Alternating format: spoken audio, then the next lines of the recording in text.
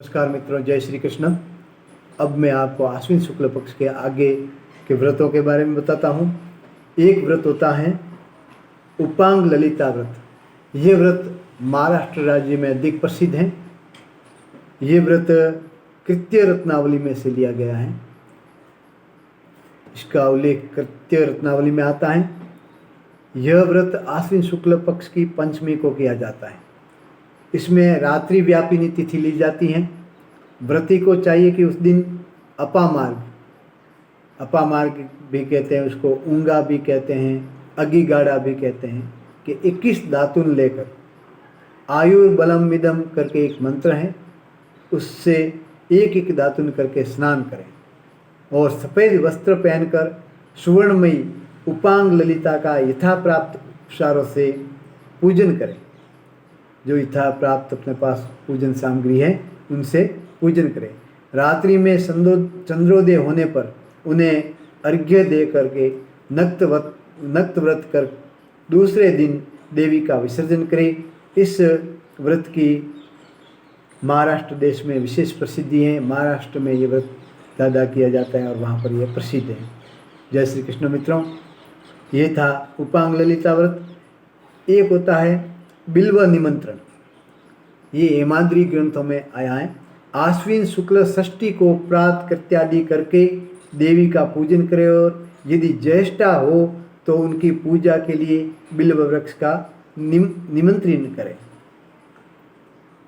यानी आश्विन शुक्ल पक्ष की षष्ठी को प्रात कृत्यादि जो नित्यक्रम है वो अपने करके फिर देवी का पूजन करना है। और यदि ज्येष्ठा नक्षत्र हो तो उनकी पूजा के लिए बिल्व वृक्ष का निमंत्रण करें। अगर ज्येष्ठा नक्षत्र है किसी का तो पूजा के लिए बिल्व वृक्ष को निमंत्रण करके और उस बिल्व वृक्ष की पूजा करनी चाहिए। एक व्रत होता है बिल्व सप्तमी।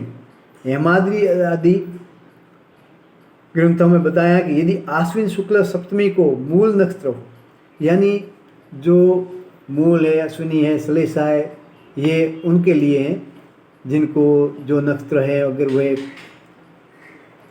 उसमें उनका जन्म हुआ है तो उनके लिए विशेष रूप से अच्छे उपाय हैं।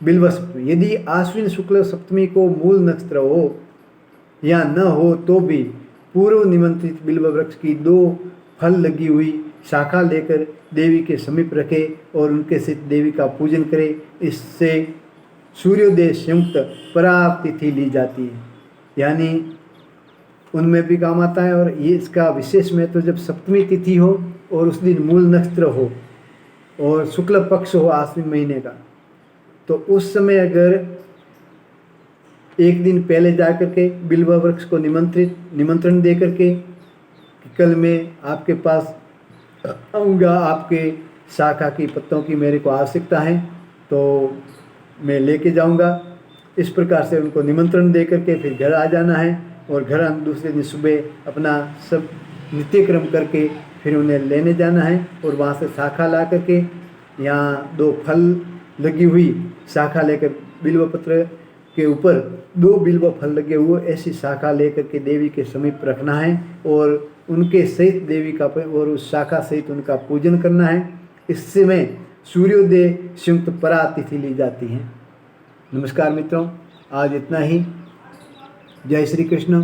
आगे और भी आपको इन व्रतों के बारे में अच्छी जानकारी दी जाएगी।